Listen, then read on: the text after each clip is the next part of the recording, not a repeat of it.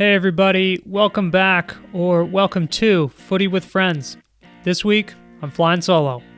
Today, we're going to talk Champions League, both a wrap-up of the group stages and a quick preview of what's to come in the knockout rounds. We have a Larkin-on-Liverpool segment, and at the end, I'll give you a few life updates. So, here we go. All right, just like that, the group stages of the UEFA Champions League have come to a close. So I'm taping this on Wednesday, December 9th, just after the last games have wrapped up here. What I want to do today is assess where we are in the Champions League, kind of take stock of who's left, and preview what's coming up ahead in the knockout rounds.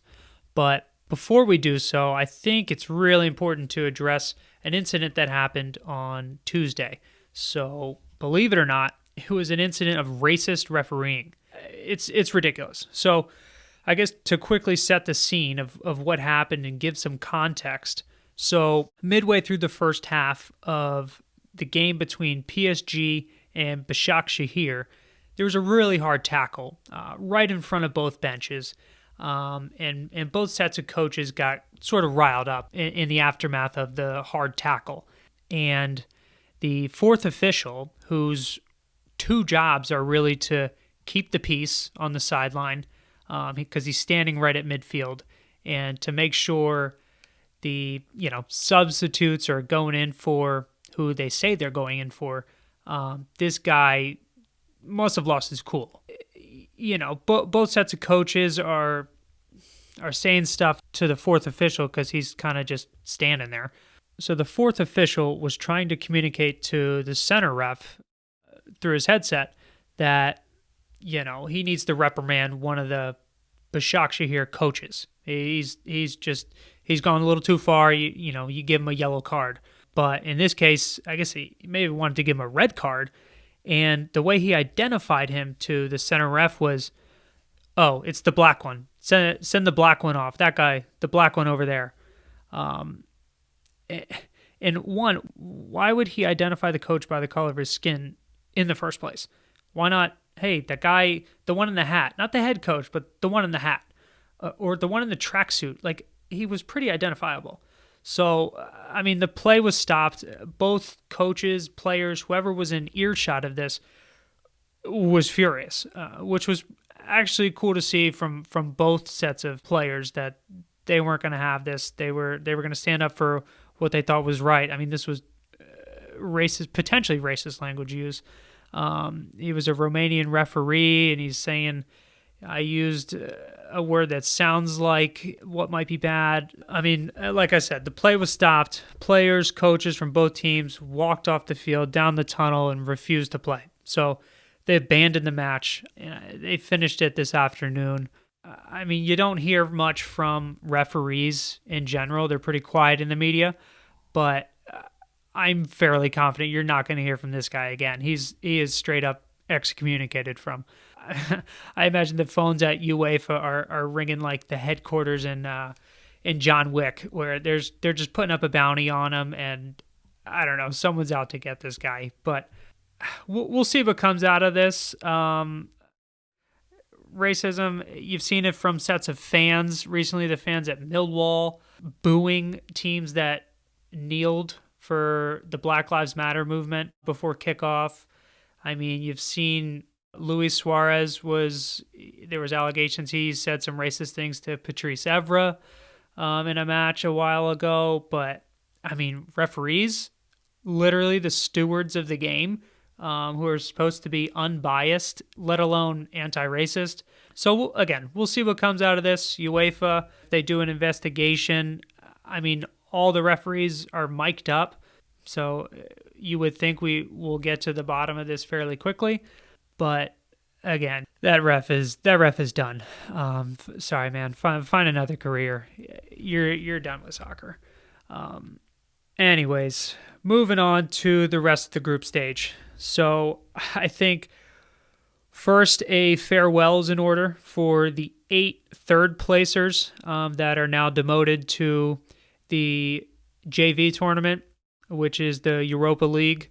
So some big names there. We got Man United, Ajax, who are demoted again to the Europa League. And I think what is the biggest shocker is Inter Milan. Not only do they not make the Champions League, but they miss out on the Europa League altogether. So they came in fourth in their group. And with all the money that they spend, I mean, geez, to buy the players, to buy Antonio Conte as the manager, it's a huge disappointment. So it was actually really entertaining from that group. So that's Group B. I mean, they were really entertaining, and it came down to the final day here when, I mean, Madrid got it together. Gladbach folded, but I guess they had the lead on tiebreaker, and Shakhtar and Inter, they tied. So Inter couldn't score with all the money they pay for Lukaku and whoever else is scoring goals. And yeah, they just couldn't get it done. So that's probably the biggest shocker from the group stage this year. So now looking ahead, we got the draw for the knockout round on Monday. And I mean, let's be honest, at this point, every team deserves to be here, but there's always a lot of tension around, who are we going to get paired up with? We don't want them in the first round. We don't want, or we do want these guys in the first round. But I'll give you my top three most dangerous teams, you know, the teams that I would hate to be drawn against in the knockout rounds. And we'll also look at a few teams that I would love to be drawn against, you know, those second place teams in the group that, I don't know, for different reasons, you just love to see them drawn against you. For the top three most dangerous teams, first and foremost, Bayern Munich, defending champions. I mean, they're an absolute machine. They have scored the most goals in the group stages, so 18 goals in 6 games. Yeah, they're an absolute juggernaut. So would hate to see them. As a Liverpool fan, we can't see them because we're both group winners, but you hate to be drawn against Bayern in the knockout rounds, especially the round of 16. And my second most dangerous team here is Chelsea. So again, they're group winners. Group E made it look pretty easy, and honestly, I mean, they're scoring goals by the boatload. 14 goals, only 2 let in. So they figured out their goalkeeper situation. They got Mendy there. And honestly, I'm scared of the bro culture of Chelsea. They have youth. They have depth in really all positions, but especially the front 4 attacking positions. I mean, you see their goal celebrations, and they look angry. I mean, they're screaming at the camera. They're pissed if a call doesn't go their way, or you know, the opponent gets a lucky break. Again, it's borderline toxic / exciting to watch. They got Christian Pulisic who's scoring goals now that he's healthy. So they're fun to watch, but again, it's a bro culture. Frank Lampard is a really fun young coach to watch and see how he sets his team up. And again, he's a guy that played under Mourinho, so he knows how to grind out results in Europe. I don't know what he learned from his time with New York City FC, but I can only assume it's some pretty quality tactics that he's implementing now from the MLS. But in all seriousness, Chelsea is a team to watch out for. And third most dangerous team, we got Dortmund. So the main reason here is Erling Haaland is an absolute force as a goal scorer. I think he's probably the next babyface assassin. He's joint top scorer in the group stage, so he's got 6 goals. He didn't even play in the last 2 games, and I think it's just so freaking scary when there's a striker on the opposing team who is in form, is confident. He's a lefty, which most defenders just aren't used to going up against that. Yeah, he's just in form, and they're the non-douchey version of Chelsea. So watch out for Dortmund in the knockout rounds. And on the flip side, the three teams that I would absolutely not mind to be paired up with in the knockout round. First, least dangerous team is Lazio. So, second place in Group F, I just think they're overrated. They have 2.5 ex-Liverpool players, and the half being Luis Alberto. He only played 9 games. You kind of forgot he was there. But Pepe Reina, Lucas Leiva, love you guys. But sure, you do great in Italy, you do great in the Serie A, but what impact are you going to make in Europe? Their goal scorer, Ciro Immobile, I'm just not impressed. I watched their game the other day against Brugge, and honestly, like, he scored a penalty. I mean, I don't know. I think overall as a team, they just play too slow. So if they get paired up against a Bayern or a Liverpool or a Madrid, I mean, they're gonna get smoked. So I think it's that casual nature of like the Serie A that just doesn't line up with some of these top European teams. So Lazio, overrated. Also overrated, Barcelona. I mean, this club, the hierarchy of the club, I guess, is just imploding. They're definitely not the Barcelona of old, of Xavi, Iniesta, Puyol. Like, from front to back, there's some holes there. Sure, they still have Messi. I mean, PK, you're telling me he's going to stop a Mo Salah or a Benzema? Like, there's no chance.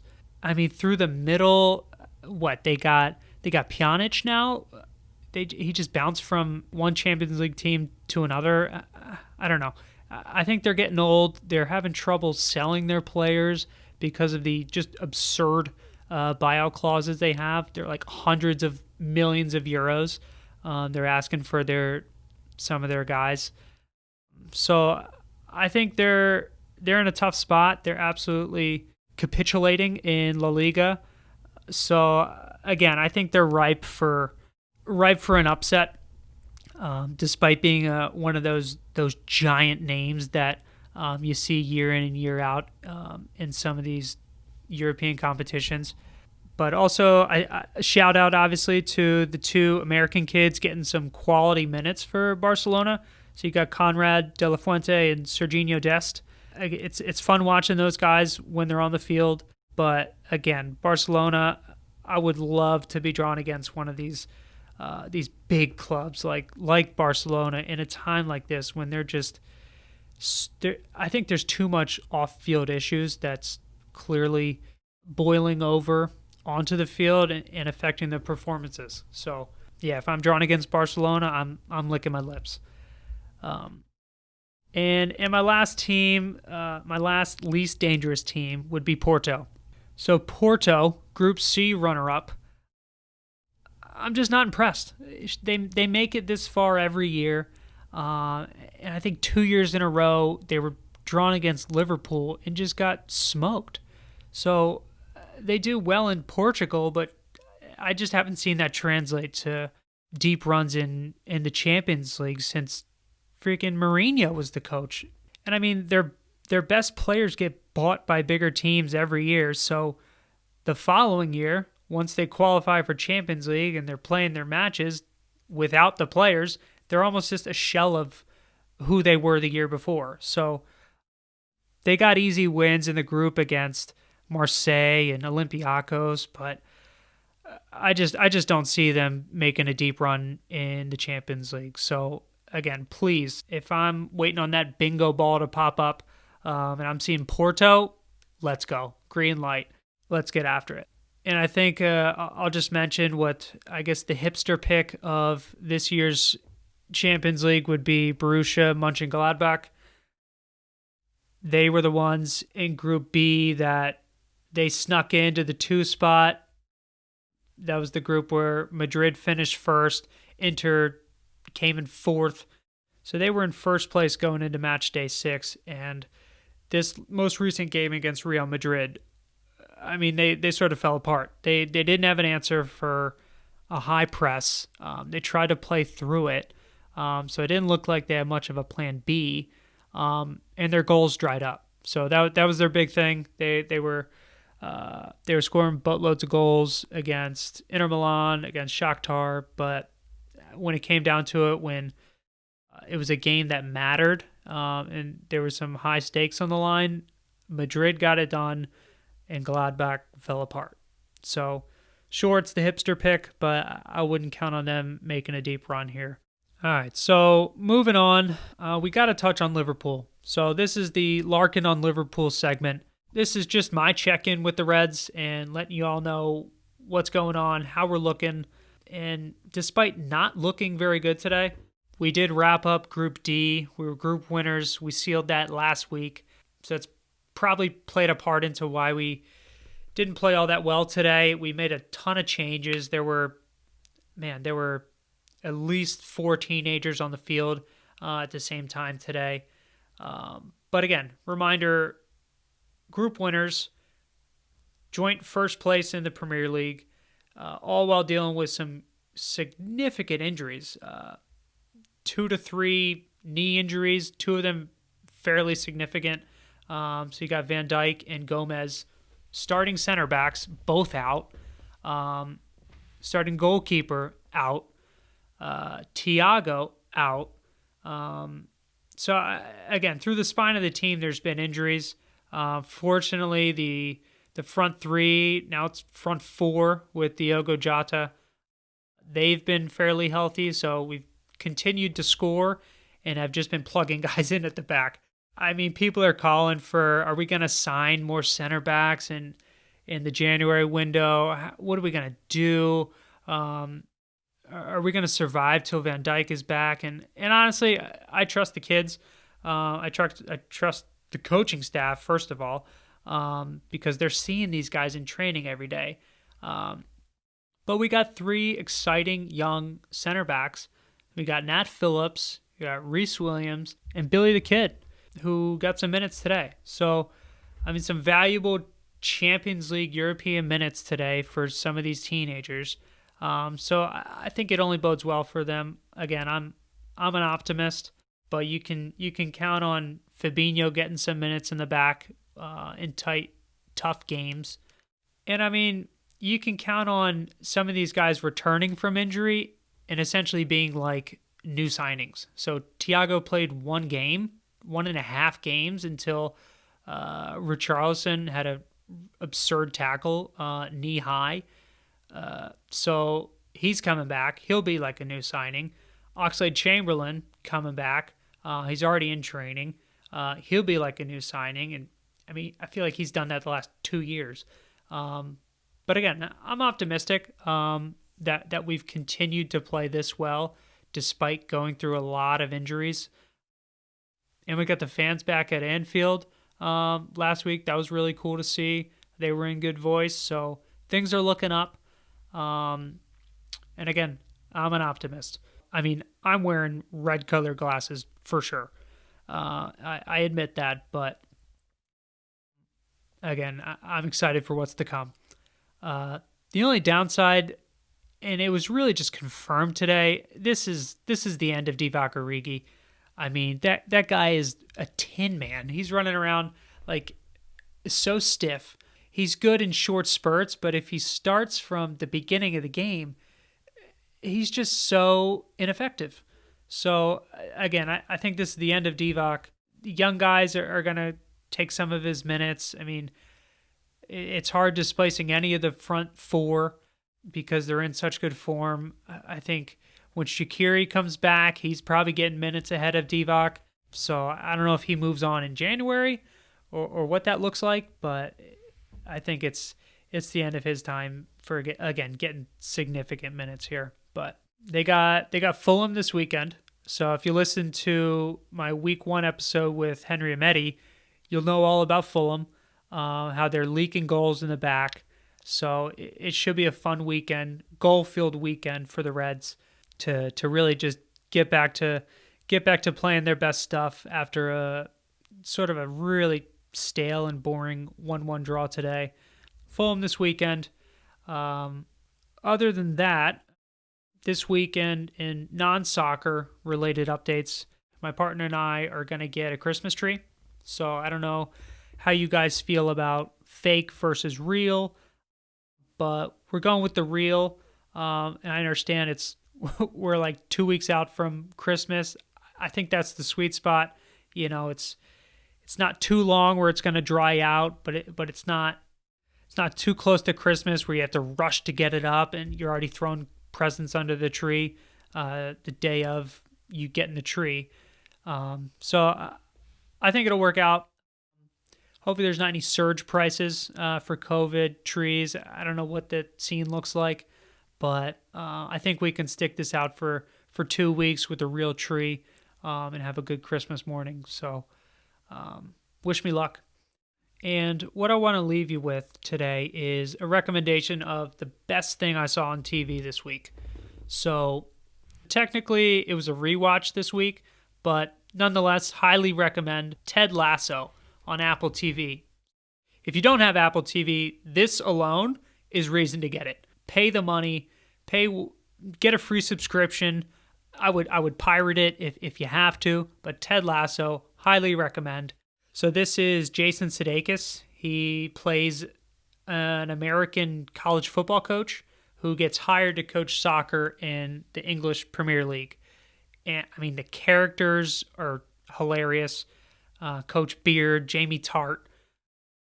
And honestly, I stand by this. Coach Lasso is in my top 5 of inspirational coaches, real or fictional. He's top 5. Super positive, super optimistic. I mean, legit builds a really good team culture for AFC Wimbledon. So it's a cool sneak peek of maybe an exaggerated version of a soccer locker room. Ted Lasso on Apple TV. Check it out. So that's pretty much it for the week. Tune in next week for another episode of Footy with Friends. I'm looking to have another guest to break down a game from this coming weekend. So if you see any high-scoring games, stuff you want us to take a closer look at, you can always reach out to me on Twitter. So that's footy_friends. And as always, rate, review, give us 5 stars wherever you listen to this podcast. And we're looking to get more content up on Twitter. Big love. Peace.